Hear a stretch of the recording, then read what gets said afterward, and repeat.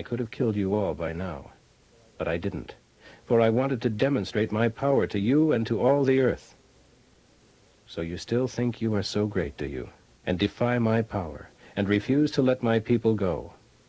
Well, tomorrow, about this time, I will send a hailstorm across the nation, such as there has never been since Egypt was founded. Quick, bring in your cattle from the fields, for every man and animal left out in the fields will die beneath the hail. Some of the Egyptians, terrified by this threat, brought their cattle and slaves in from the fields, but those who had no regard for the word of Jehovah left them out in the storm. Then Jehovah said to Moses, "Point your hand toward heaven, and cause the hail to fall throughout all Egypt, upon the people, animals, and trees." So Moses held out his hand, and the Lord sent thunder and hail and lightning. It was terrible beyond description. Never in all the history of Egypt had there been a storm like that. All Egypt lay in ruins. Everything left in the fields, men and animals alike, was killed, and the trees were shattered, and the crops were destroyed. The only spot in all Egypt without hail that day was the land of Goshen, where the people of Israel lived. Then Pharaoh sent for Moses and Aaron. I finally see my fault. Jehovah is right, and I and my people have been wrong all along. Beg God to end this terrifying thunder and hail, and I will let you go at once. All right. As soon as I have left the city, I will spread out my hands to the Lord, and the thunder and hail will stop. This will prove to you that the earth is controlled by Jehovah. But as for you and your officials, I know that even yet you will not obey him. All the flax and barley were knocked down and destroyed, for the barley was ripe and the flax was in bloom. But the wheat and the emmer were not destroyed, for they were not yet out of the ground. So Moses left Pharaoh and went out of the city and lifted his hands to heaven, to the Lord, and the thunder and hail stopped, and the rain ceased pouring down. When Pharaoh saw this, he and his officials sinned yet more by their stubborn refusal to do what they had promised. So Pharaoh refused to let the people leave, just as the Lord had predicted to Moses. Chapter 10. Then the Lord said to Moses, "Go back again and make your demand upon Pharaoh. But I have hardened him and his officials so that I can do more miracles, demonstrating my power. What stories you can tell your children and grandchildren about the incredible things I am doing in Egypt. Tell them what fools I made of the Egyptians, and how I proved to you that I am Jehovah." So Moses and Aaron requested another audience with Pharaoh and told him, Jehovah, the God of the Hebrews, asks, "How long will you refuse to submit to me? Let my people go so they can worship me. If you refuse, tomorrow I will cover the entire nation with a thick layer of locusts so that you won't even be able to see the ground, and they will finish destroying everything that escaped the hail. They will fill your palace and the homes of your officials and all the houses of Egypt. Never in the history of Egypt has there been a plague like this will be." Then Moses stalked out. The court officials now came to Pharaoh and asked him, "Are you going to destroy us completely?" Don't you know even yet that all Egypt lies in ruins? Let the men go and serve Jehovah their God." So Moses and Aaron were brought back to Pharaoh. All right, go and serve Jehovah your God. But just who is it you want to go? "We will go with our sons and daughters, flocks and herds. We will take everything with us, for we must all join in the holy pilgrimage." In the name of God, I will not let you take your little ones. I can see your plot. Never! You that are men, go and serve Jehovah, for that is what you asked for. And they were driven out from Pharaoh's presence. Then the Lord said to Moses, "Hold out your hand over the land of Egypt to bring locusts. They will cover the land and eat everything the hail has left." So Moses lifted his rod, and Jehovah caused an east wind to blow all that day and night. And when it was morning, the east wind had brought the locusts. And the locusts covered the land of Egypt from border to border. It was the worst locust plague in all Egyptian history, and there will never again be another like it. For the locusts covered the face of the earth and blotted out the sun so that the land was darkened, and they ate every bit of vegetation the hail had left. There remained not one green thing, not a tree, not a plant, throughout all the land of Egypt. Then Pharaoh sent an urgent call for Moses and Aaron and said to them, I confess my sin against Jehovah your God, and against you. Forgive my sins, only this once, and beg Jehovah your God to take away this death. I promise not to refuse afterwards to let you go. So Moses went out from Pharaoh and entreated the Lord, and he sent a very strong west wind that blew the locusts out into the Red Sea, so that there remained not one locust in all the land of Egypt. But the Lord hardened Pharaoh's heart, and he did not let the people go. Then Jehovah said to Moses, "Lift your hands to heaven, and darkness without a ray of light will descend upon the land of Egypt." So Moses did, and there was thick darkness over all the land for 3 days. During all that time the people scarcely moved, but all the people of Israel had light as usual. Then Pharaoh called for Moses and said, Go and worship Jehovah, but let your flocks and herds stay here. You can even take your children with you. No, we must take our flocks and herds for sacrifices and burnt offerings to Jehovah our God. Not a hoof shall be left behind, for we must have sacrifices for the Lord our God, and we do not know what he will choose until we get there. So the Lord hardened Pharaoh's heart, and he would not let them go. Get out of here, and don't let me ever see you again. The day you do, you shall die. Very well, I will never see you again.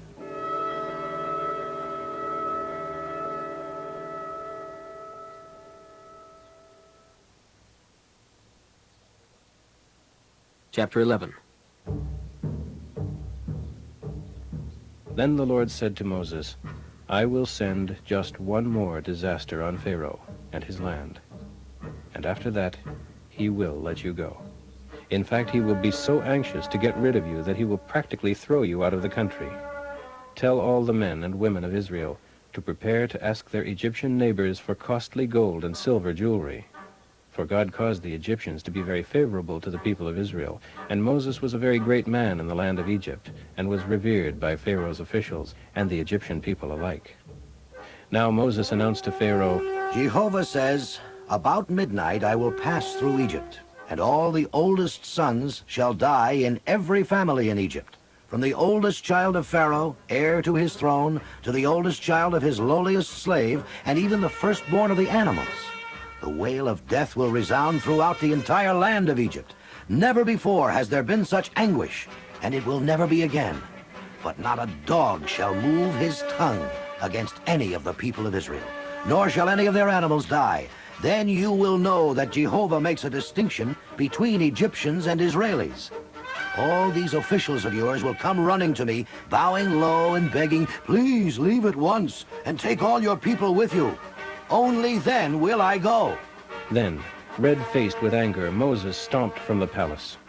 The Lord had told Moses, "Pharaoh won't listen, and this will give me the opportunity of doing mighty miracles to demonstrate my power." So although Moses and Aaron did these miracles right before Pharaoh's eyes, the Lord hardened his heart so that he wouldn't let the people leave the land.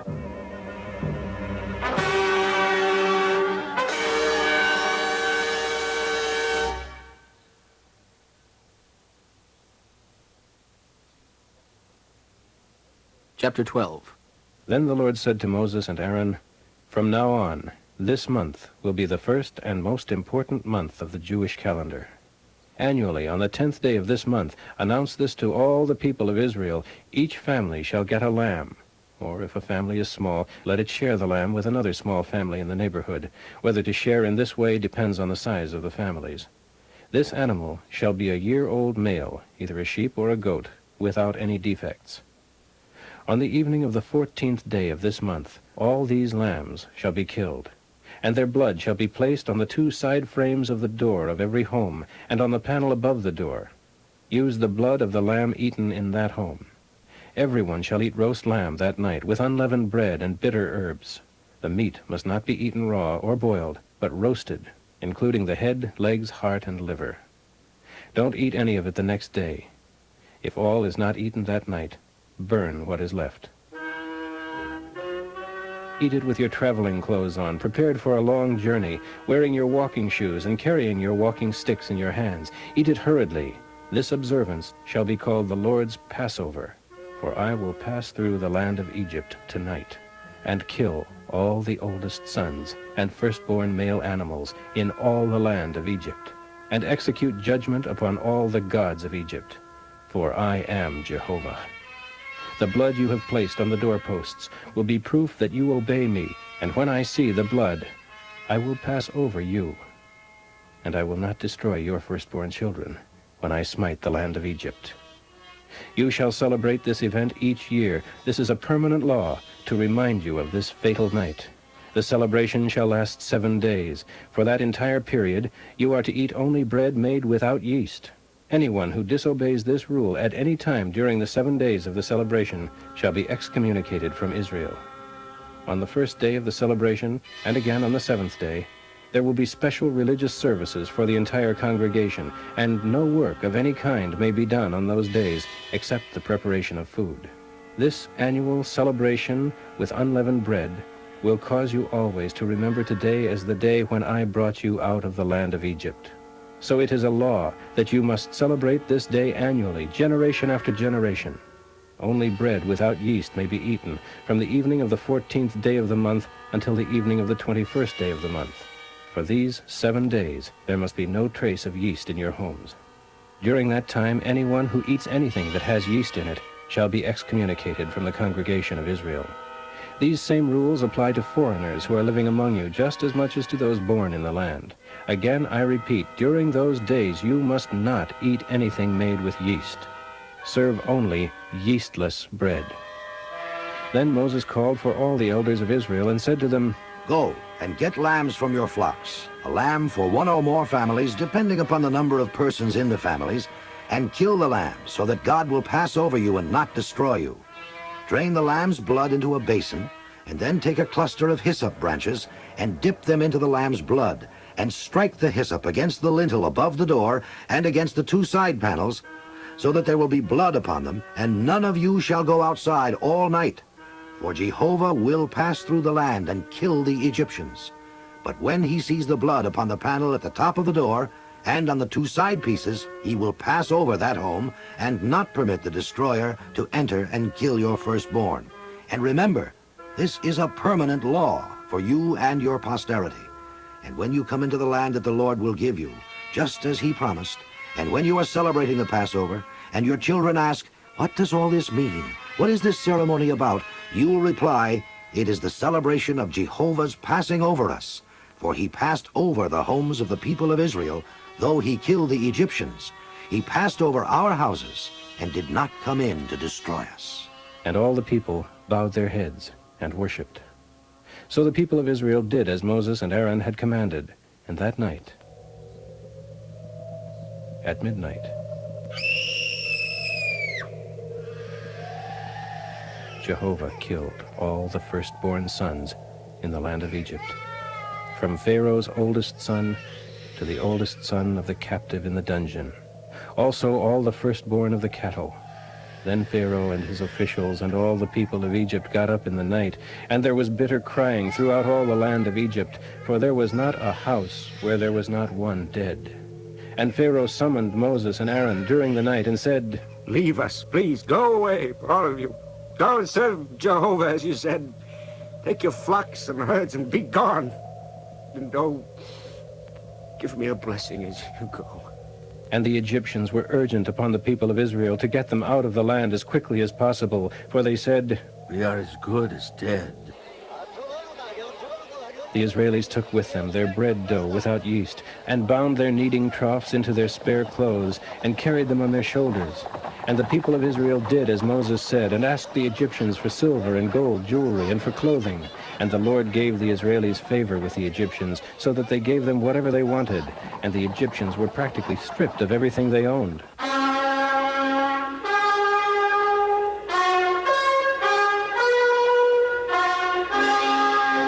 That night the people of Israel left Rameses and started for Succoth. There were 600,000 of them, besides all the women and children going on foot.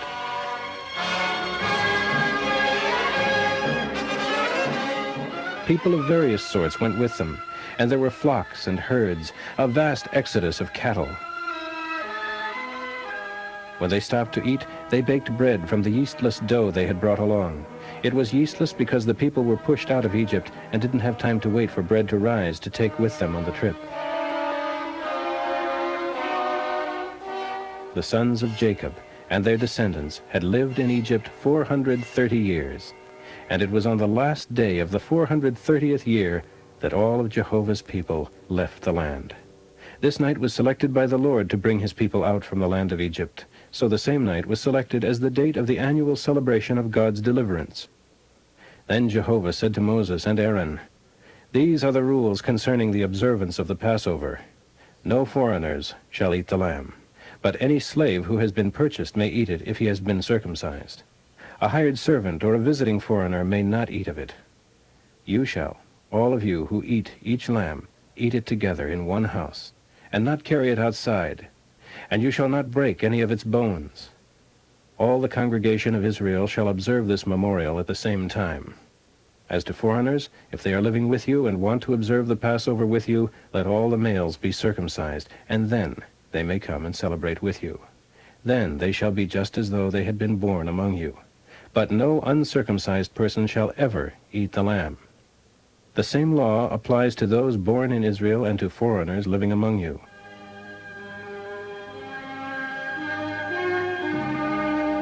So the people of Israel followed all of Jehovah's instructions to Moses and Aaron. That very day, the Lord brought out the people of Israel from the land of Egypt, wave after wave of them crossing the border.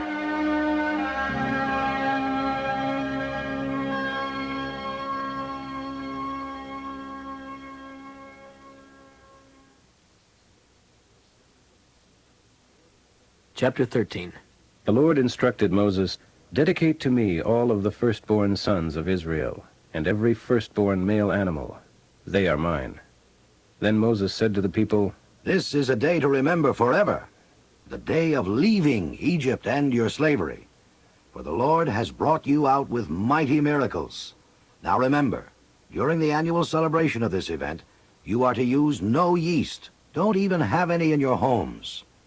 Mark this day of your exodus at the end of March each year, when Jehovah brings you into the land of the Canaanites, Hittites, Amorites, Hivites, and Jebusites, the land he promised your fathers, a land flowing with milk and honey. For 7 days you shall eat only bread without yeast, and there must be no yeast in your homes or anywhere within the borders of your land. Then on the 7th day a great feast to the Lord shall be held. During those celebration days each year, you must explain to your children why you are celebrating. It is a celebration of what the Lord did for you when you left Egypt. This annual memorial week will brand you as his own unique people, just as though he had branded his mark of ownership upon your hands or your forehead. So celebrate the event annually in late March. And remember, when the Lord brings you into the land he promised to your ancestors long ago, where the Canaanites are now living, all firstborn sons and firstborn male animals belong to the Lord, and you shall give them to him. A firstborn donkey may be purchased back from the Lord in exchange for a lamb or baby goat. But if you decide not to trade, the donkey shall be killed. However, you must buy back your firstborn sons.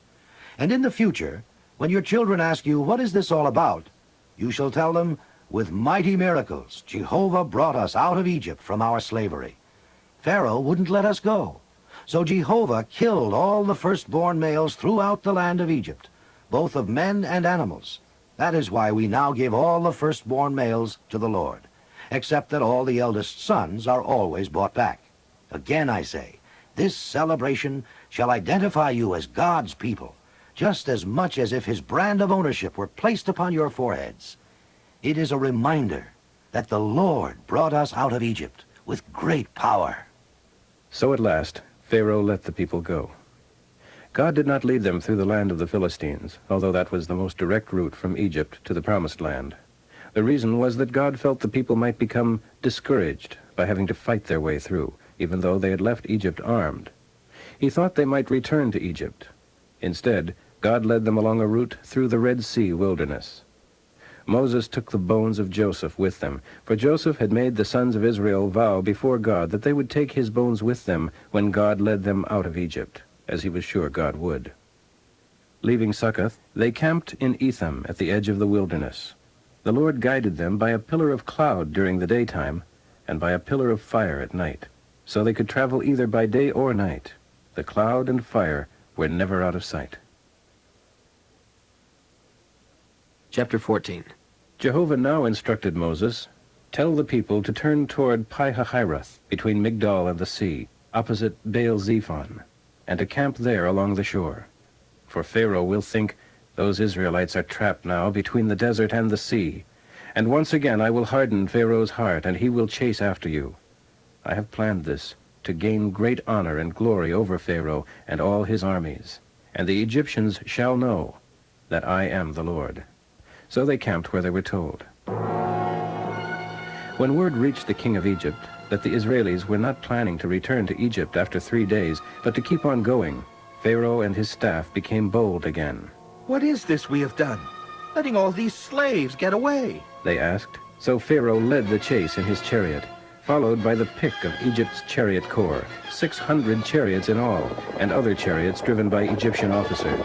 He pursued the people of Israel, for they had taken much of the wealth of Egypt with them.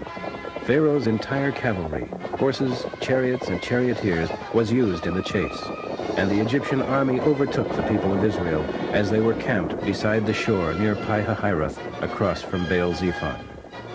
As the Egyptian army approached, the people of Israel saw them far in the distance, speeding after them, and they were terribly frightened and cried out to the Lord to help them. And they turned against Moses, whining, "Have you brought us out here to die in the desert because there were not enough graves for us in Egypt? Why did you make us leave Egypt? Isn't this what we told you while we were slaves, to leave us alone? We said it would be better to be slaves to the Egyptians than dead in the wilderness." But Moses told the people, Don't be afraid. Just stand where you are and watch, and you will see the wonderful way the Lord will rescue you today. The Egyptians you are looking at, you will never see them again. The Lord will fight for you, and you won't need to lift a finger." Then the Lord said to Moses, "Quit praying and get the people moving. Forward, march. Use your rod, hold it out over the water, and the sea will open up a path before you. And all the people of Israel shall walk through on dry ground.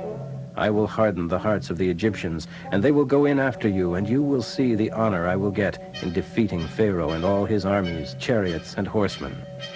And all Egypt shall know that I am Jehovah."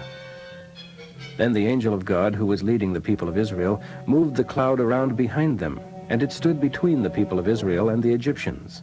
And that night, as it changed to a pillar of fire, it gave darkness to the Egyptians, but light to the people of Israel. So the Egyptians couldn't find the Israelis.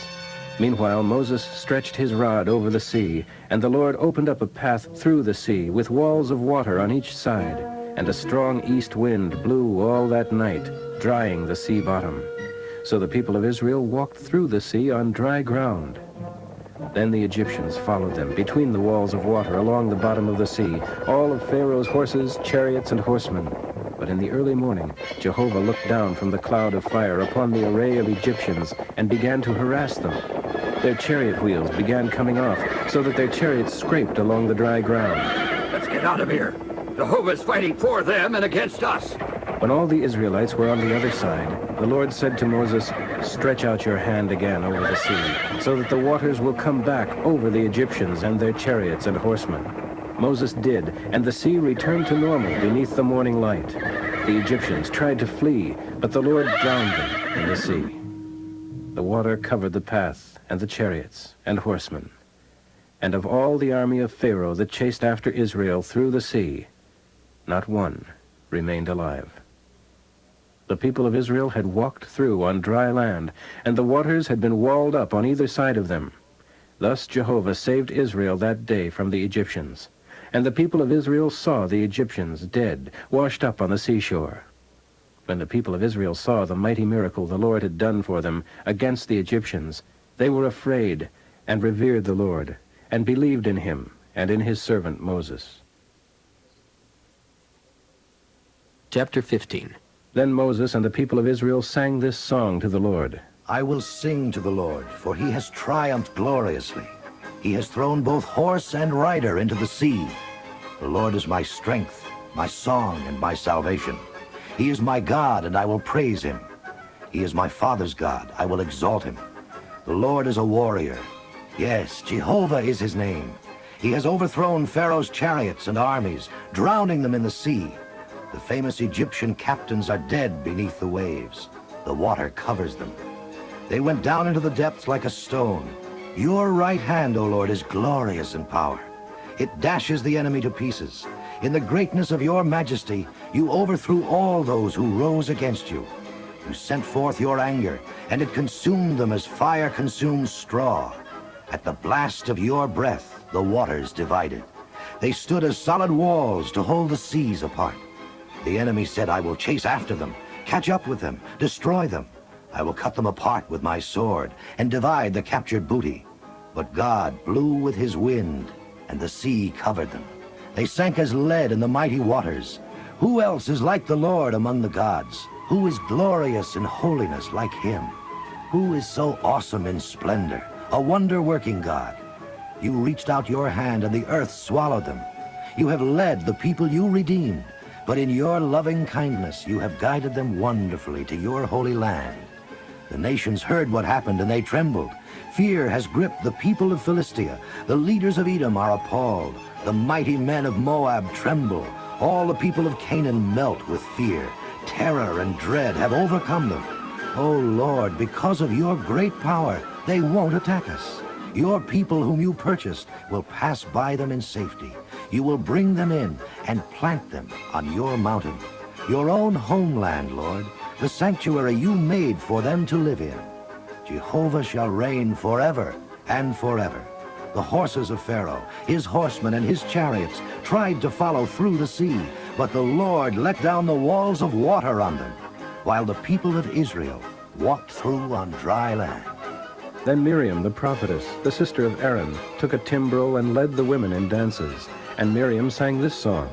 Sing to the Lord, for he has triumphed gloriously. The horse and rider have been drowned in the sea. Then Moses led the people of Israel on from the Red Sea, and they moved out into the wilderness of Shur, and were there 3 days without water. Arriving at Merah, they couldn't drink the water because it was bitter. That is why the place was called Merah, meaning bitter. Then the people turned against Moses. Must we die of thirst? They demanded. Moses pleaded with the Lord to help them, and the Lord showed him a tree to throw into the water, and the water became sweet. It was there at Merah that the Lord laid before them the following conditions to test their commitment to him. If you will listen to the voice of the Lord your God, and obey it, and do what is right, then I will not make you suffer the diseases I send on the Egyptians, for I am the Lord who heals you. And they came to Elim, where there were 12 springs and 70 palm trees, and they camped there beside the springs. Chapter 16. Now they left Elim and journeyed on into the Sin wilderness, between Elim and Mount Sinai, arriving there on the 15th day of the 2nd month after leaving Egypt. There, too, the people spoke bitterly against Moses and Aaron.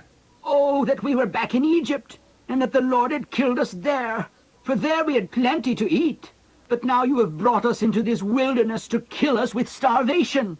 Then the Lord said to Moses, Look, I am going to rain down food from heaven for them. Everyone can go out each day and gather as much food as he needs. And I will test them in this, to see whether they will follow my instructions or not. Tell them to gather twice as much as usual on the 6th day of each week.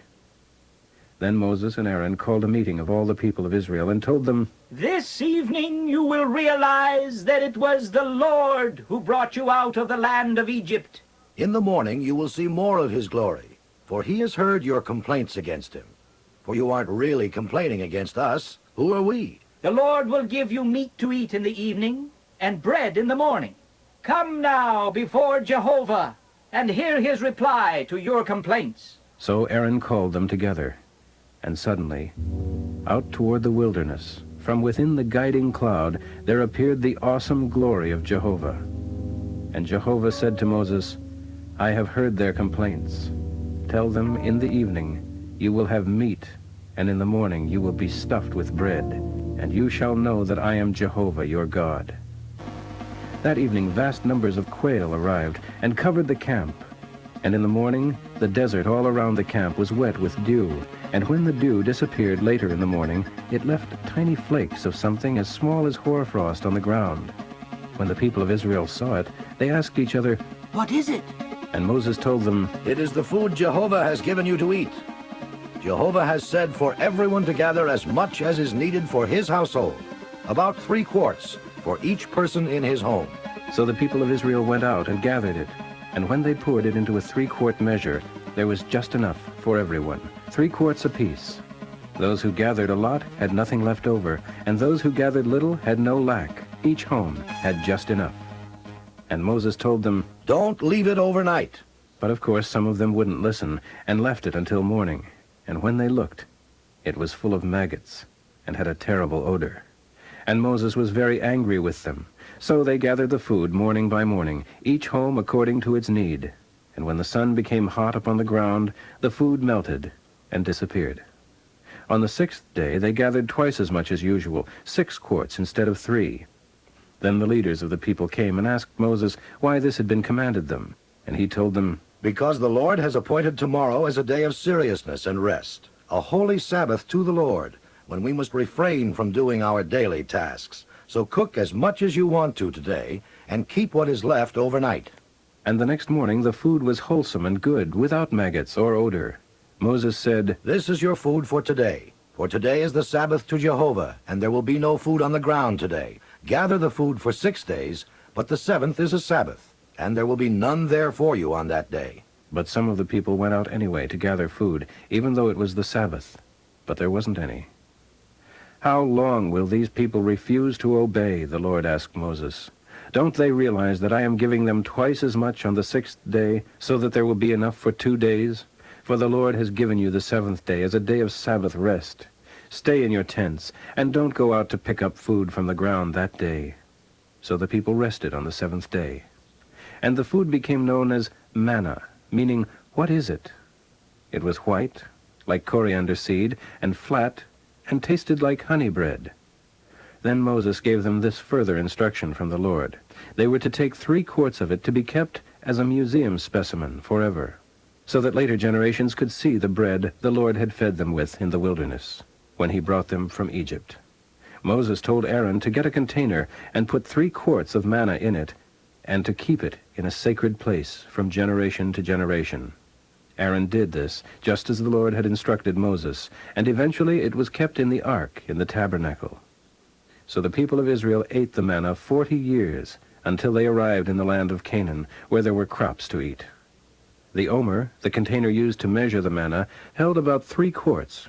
It is approximately 1/10 of a bushel. Chapter 17. Now, at God's command, the people of Israel left the Sin desert, going by easy stages to Rephidim. But upon arrival, there was no water. So once more the people growled and complained to Moses. "Give us water!" "Quiet! Are you trying to test God's patience with you?" But tormented by thirst, they cried out, "Why did you ever take us out of Egypt? Why did you bring us here to die, with our children and cattle too?" Then Moses pleaded with Jehovah. "What shall I do? For they are almost ready to stone me." Then Jehovah said to Moses, "Take the elders of Israel with you and lead the people out to Mount Horeb. I will meet you there at the rock. Strike it with your rod, the same one you struck the Nile with, and water will come pouring out, enough for everyone." Moses did as he was told, and the water gushed out. Moses named the place Massah, meaning tempting Jehovah to slay us. And sometimes they referred to it as Meribah, meaning argument and strife. For it was there that the people of Israel argued against God and tempted him to slay them by saying, "Is Jehovah going to take care of us or not?" But now the warriors of Amalek came to fight against the people of Israel at Rephidim. Moses instructed Joshua to issue a call to arms to the Israelites to fight the army of Amalek. "Tomorrow I will stand at the top of the hill with the rod of God in my hand." So Joshua and his men went out to fight the army of Amalek. Meanwhile Moses, Aaron, and Hur went to the top of the hill. And as long as Moses held up the rod in his hands, Israel was winning. But whenever he rested his arms at his sides, the soldiers of Amalek were winning. Moses' arms finally became too tired to hold up the rod any longer. So Aaron and Hur rolled a stone for him to sit on, and they stood on each side holding up his hands until sunset. As a result, Joshua and his troops crushed the army of Amalek, putting them to the sword.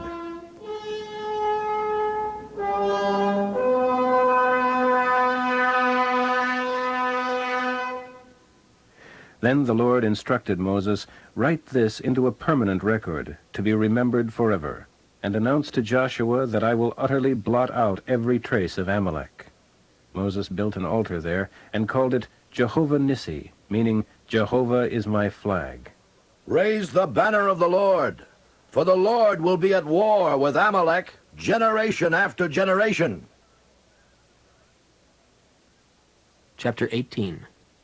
Word soon reached Jethro, Moses' father-in-law, the priest of Midian, about all the wonderful things God had done for his people and for Moses, and how the Lord had brought them out of Egypt. Then Jethro took Moses' wife Zipporah to him, for he had sent her home, along with Moses' 2 sons, Gershom, meaning foreigner, for Moses said when he was born, I have been wandering in a foreign land.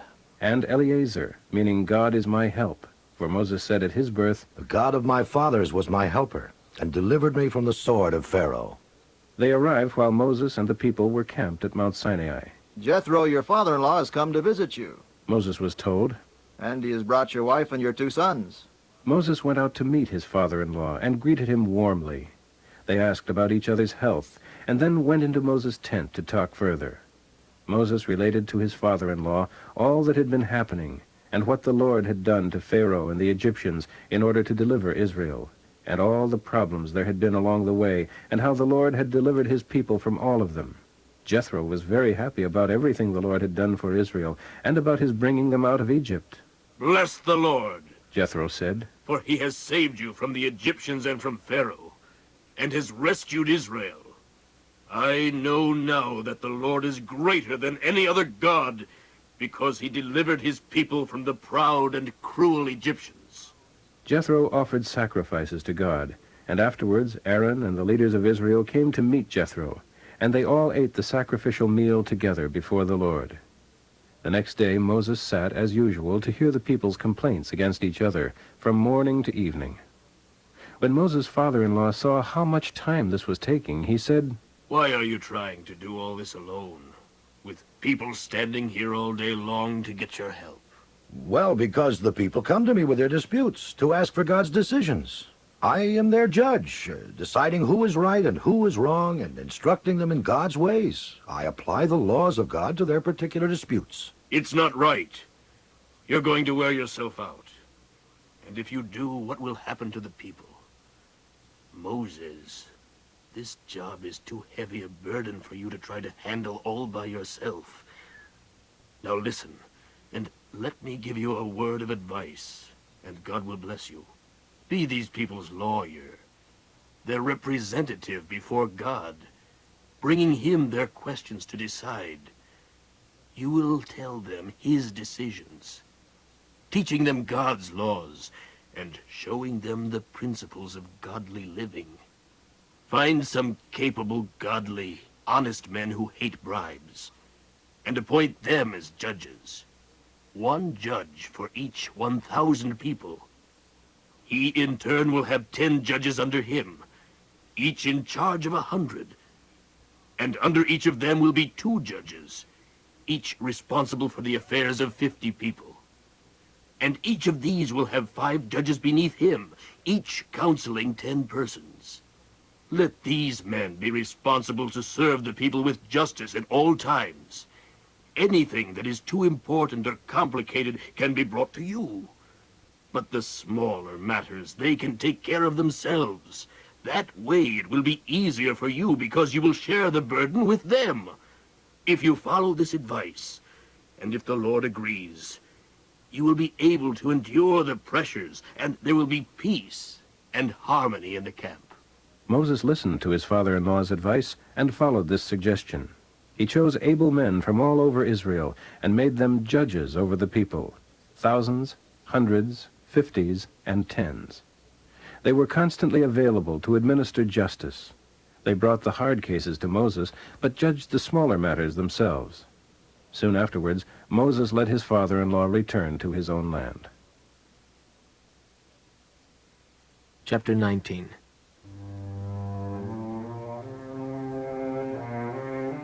The Israelis arrived in the Sinai Peninsula 3 months after the night of their departure from Egypt. After breaking camp at Rephidim, they came to the base of Mount Sinai and set up camp there. Moses climbed the rugged mountain to meet with God. And from somewhere in the mountain, God called to him and said, "Give these instructions to the people of Israel. Tell them, you have seen what I did to the Egyptians, and how I brought you to myself as though on eagle's wings. Now if you will obey me, and keep your part of my contract with you, you shall be my own little flock from among all the nations of the earth. For all the earth is mine, and you shall be a kingdom of priests to God, a holy nation." Moses returned from the mountain and called together the leaders of the people and told them what the Lord had said. They all responded in unison. "We will certainly do everything he asks of us." Moses reported the words of the people to the Lord. Then he said to Moses, "I am going to come to you in the form of a dark cloud, so that the people themselves can hear me when I talk with you, and then they will always believe you. Go down now and see that the people are ready for my visit. Sanctify them today and tomorrow, and have them wash their clothes. Then, the day after tomorrow, I will come down upon Mount Sinai as all the people watch. Set boundary lines the people may not pass, and tell them, 'Beware, do not go up into the mountain, or even touch its boundaries. Whoever does shall die. No hand shall touch him, but he shall be stoned or shot to death with arrows, whether man or animal. Stay away from the mountain entirely until you hear a ram's horn sounding one long blast. Then gather at the foot of the mountain.' So Moses went down to the people and sanctified them, and they washed their clothing. He told them, 'Get ready for God's appearance 2 days from now, and do not have sexual intercourse with your wives.' On the morning of the 3rd day, there was a terrific thunder and lightning storm, and a huge cloud came down upon the mountain.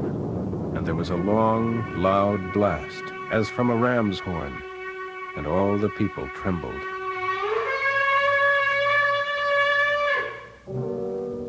Moses led them out from the camp to meet God. And they stood at the foot of the mountain. All Mount Sinai was covered with smoke because Jehovah descended upon it in the form of fire. The smoke billowed into the sky as from a furnace, and the whole mountain shook with a violent earthquake. As the trumpet blast grew louder and louder, Moses spoke, and God thundered his reply. So the Lord came down upon the top of Mount Sinai and called Moses up to the top of the mountain. And Moses ascended to God. But the Lord told Moses, "Go back down and warn the people not to cross the boundaries. They must not come up here to try to see God, for they will die. Even the priests on duty must sanctify themselves, lest Jehovah destroy them." "But the people won't come up into the mountain. You told them not to. You told me to set boundaries around the mountain and to declare it off limits because it is reserved for God." But Jehovah said, "Go on down and bring Aaron back with you, and don't let the priests and the people break across the boundaries or try to come up here, or I will destroy them." So Moses went down to the people and told them what God had said.